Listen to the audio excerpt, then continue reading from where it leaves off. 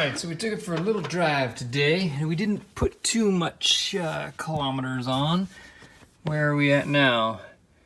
499. Okay, so about 50K, so that's only like, I don't even know what that is in miles, maybe 30 miles. I'll throw something up. Anyway, I'll do the measurements later. So let's go here, just to, so I didn't even drive it much at all. And I just want to see if we even caught anything. I washed the car, popped the hood.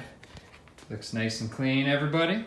Looks good. Okay, so let's get in higher and let's undo our catch can. Let's see if I can.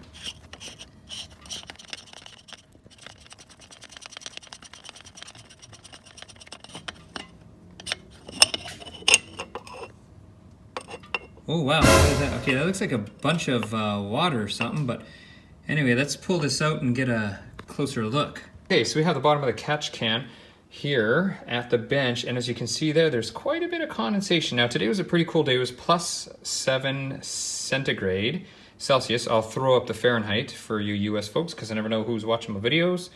But you can see there's a little bit of oil there at the bottom. That's the milky white substance. Really not a lot of oil, but definitely did a good job of taking out the condensation. Now here's the thing. If you don't drive your car much, or you just drive it around 10-15 minutes and then put it back, all this water vapor would be in my oil. So it would, you know, that's not good. Basically whatever's in this can would be in the engine. So I know there's gonna be people that are gonna say, well, just drive it more, get it really hot and it should burn off, but you gotta get your oil up pretty hot to do that, and unless you're on the track or tracking it all, if you're driving it regularly, I don't know how often that's even gonna happen. On a hot summer day for sure, but in the spring and fall, I don't know, that's a lot of condensation for today. Anyway, just thought that was a little bit unusual to take this much water out.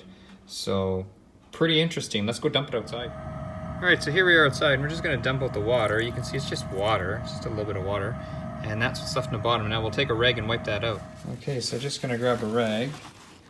That's the bottom, and just to let you know, you'll see there's really not gonna be that much coming out because it's just almost like a film. So just, you can see that's it. That's the oil that it's caught.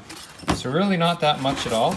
But you got to remember, we didn't drive the vehicle much at all, so that wasn't even much of a drive. So anyway, that's all the oil. So next to nothing. But anyway, now it's empty, and we'll put this back on the vehicle. But pretty cool. Anyway, that was our quick test. What I'm gonna do is drive it more over the summer when it's hot and we don't have to worry about all this condensation, and see how much oil it collects. And then what I'll probably do is maybe in a few hundred kilometers, I'll pull the top of the blower off, just the lid, and then we'll see how much oil's in there. We'll do a little check. That concludes this week's video. Nice short one. I just wanted to do a follow-up because I had so much interest in the catch can last week, so that was really cool.